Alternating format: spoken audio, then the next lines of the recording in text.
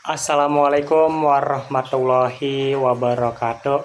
Halo teman-teman, perkenalkan nama saya Bagus Trigunawan, kelas Paralel 1 dari Universitas Islam 45 Bekasi, program studi pendidikan guru sekolah dasar. Pada kesempatan ini saya akan menjelaskan semua yang ada pada persoalan. Di video kali ini saya akan membahas dua bagian persoalan, yaitu yang pertama, jelaskan maksud dari Romawi 1. Di nomor 1 ini menjelaskan maksud dari manusia seperti di dalam sebuah cangkir. Di nomor yang kedua ini menjalankan dan meninggalkan ibadah, keduanya dari risiko. Yang ketiga, ibadah kita ibadah butuh, bukan ibadah hamba. Yang keempat, jangan terburu-buru terhadap terkabulnya doa, dan jangan berputus asa jika yang engkau mohonkan itu terlambat. Dan yang terakhir yaitu nomor 5, jangan mencurahkan kesungguhan pada yang bukan tempatnya. Yang di nomor kedua ini penjelasan 5 mutiara al-hikom. Nomor 1, manusia seperti di dalam sebuah cangkir. Ungkapan ini menggambarkan bahwa manusia selalu berada dalam pengawasan Allah Subhanahu wa Ta'ala, sebagaimana isi sebuah cangkir yang bening dapat terlihat dari berbagai sisi. Artinya, tidak ada satupun aspek kehidupan manusia yang bisa disembunyikan dari Allah, mulai dari perbuatan, lahirnya hingga niat paling tersembunyi di dalam hati. Ketika kita menyadari bahwa Allah selalu melihat kita, maka kita terdorong untuk menjaga ucapan, sikap, dan tindakan, bahkan ketika tidak ada orang lain yang menyaksikan. Sikap ini seperti merupakan dasar karakter ihsan dalam pendidikan agama Islam, yaitu beribadah kepada Allah seolah-olah kita melihatnya.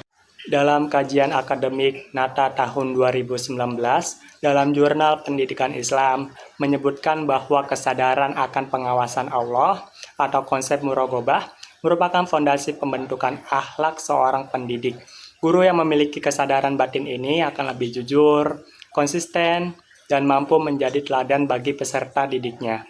Dengan demikian, perumpamaan cangkir bukan hanya gambaran visual, tetapi sebuah pendidikan moral yang mengingatkan bahwa kehidupan ini selalu berada dalam pantauan Allah. Nomor 2, menjalankan dan meninggalkan ibadah, keduanya ada risiko. Ungkapan ini menunjukkan bahwa ibadah bukan sekedar ritual, tetapi proses pembentukan karakter. Menjalankan ibadah memang memiliki risiko, seperti membutuhkan komitmen, kedisiplinan, dan kesungguhan. Misalnya bangun pagi untuk sholat subuh, menyisihkan waktu dalam kesibukan kuliah, atau menahan hawa nafsu. Semua itu adalah bentuk perjuangan. Namun perjuangan tersebut justru mendidik diri. Ibadah melatih kita mengatur waktu, membiasakan disiplin, serta membangun ketenangan spiritual. Dalam pendidikan, pendidik yang disiplin dalam ibadah biasanya lebih stabil emosinya, lebih sabar, dan mampu menghadapi tekanan dengan bijak. Sebaliknya, meninggalkan ibadah memiliki risiko yang lebih besar. Melemahnya mengontrol diri, menurunnya kepekaan moral, dan hilangnya arah hidup. Penelitian Nur Hasanah tahun 2017 dalam Tarbiyah, Jurnal Ilmu Pendidikan, menegaskan bahwa ibadah memiliki peran penting dalam membentuk kedisiplinan dan akhlak peserta didik dan pendidik. Ibadah bukan hanya kewajiban religius, tetapi juga fondasi karakter. Oleh karena itu, risiko menjalankan ibadah adalah perjuangan, tetapi risiko meninggalkannya adalah hilangnya kualitas moral. Nomor 3, ibadah kita ibadah butuh, bukan ibadah hamba. Ungkapan ini mengingatkan bahwa hakikat ibadah adalah kebutuhan manusia, bukan kebutuhan Allah. Allah tidak membutuhkan ibadah kita, tetapi kitalah yang membutuhkan ibadah untuk menumbuhkan ketenangan batin, memperkuat mental, dan membersihkan jiwa. Seorang pendidik yang menjaga sholatnya, zikirnya, dan tilawahnya akan memiliki ketenangan psikologis yang lebih kuat.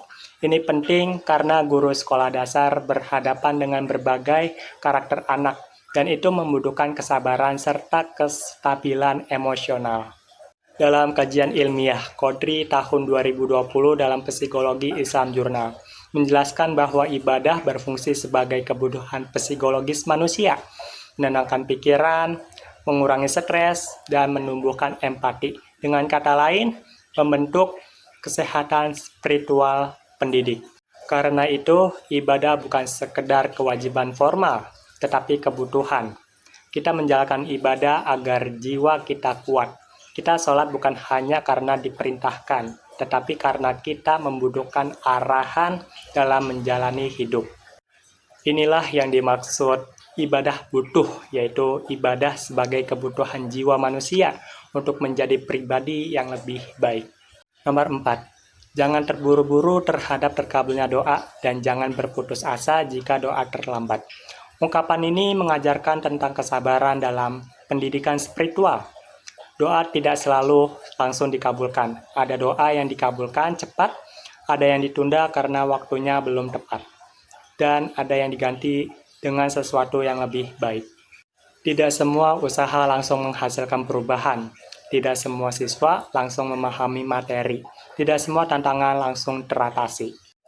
Konsep ini sejalan dengan penelitian Soleh tahun 2018 dalam Jurnal Studi Pendidikan Islam yang menyatakan bahwa kesabaran adalah variabel penting dalam pendidikan karakter dan kemampuan pedagogik seorang guru.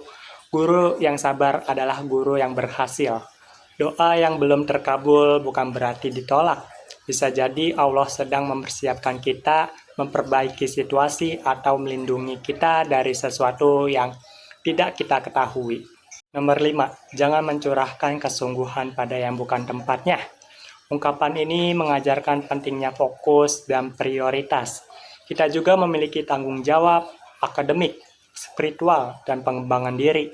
Jika kesungguhan dicurahkan pada hal yang salah, misalnya terlalu sibuk dengan hiburan, drama media sosial, atau hal-hal yang melalaikan, maka potensi diri kita akan terhambat.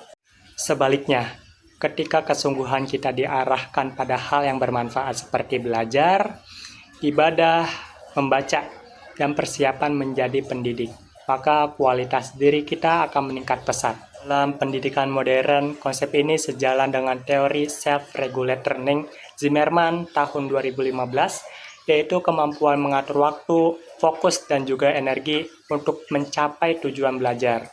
Pendidik yang mampu mengatur prioritas akan lebih efektif dalam mengelola kelas, menyusun pembelajaran, dan membimbing peserta didik. Ungkapan ini mengajak kita agar tidak menghabiskan energi pada hal yang merusak atau sia-sia, maka kesungguhan kita harus diarahkan pada aktivitas yang membawa manfaat, bukan sekedar aktivitas emosional dan hiburan yang melalaikan. Lanjutan nomor 2 yaitu mutiara. Yang nomor 1, di antara tanda orang yang bersandar pada amal adalah kurangnya harapan kepada rahmat Allah dan mudah putus asa ketika berbuat maksiat. Mutiara ini mengajarkan keseimbangan antara usaha dan tawakal. Seseorang yang terlalu mengandalkan amal ibadahnya biasanya merasa bangga dan yakin bahwa amal tersebut sudah cukup untuk menyelamatkannya. Namun, ketika ia jatuh dalam kesalahan, ia langsung merasa hancur dan putus asa. Mengapa? Karena ia menyadarkan diri pada amal, bukan pada Allah. Guru adalah manusia biasa yang bisa salah. Jika seorang calon pendidik bergantung pada kesempurnaan diri, ia akan mudah kecewa ketika gagal mengajar, gagal memahami materi, atau gagal mengontrol kelas. Tetapi guru yang menggantungkan harapan pada Allah akan tetap tenang meskipun mengalami kekurangan, karena ia tahu bahwa rahmat Allah lebih luas dari amalnya. Dalam penelitian Mahmuda tahun 2021 dalam Jurnal Pendidikan Islam Rabbani, dijelaskan bahwa orang yang memiliki kesadaran spiritual tidak menilai dirinya dari amal semata, tetapi dari tergantungnya pada Allah. Ini menumbuhkan sifat rendah hati dan kemampuan untuk bangkit setelah salah. Nomor 2, tanamlah wujudmu dalam bumi ketidakterkenalan karena sesuatu yang tumbuh tanpa ditanam tidak akan sempurna hasilnya.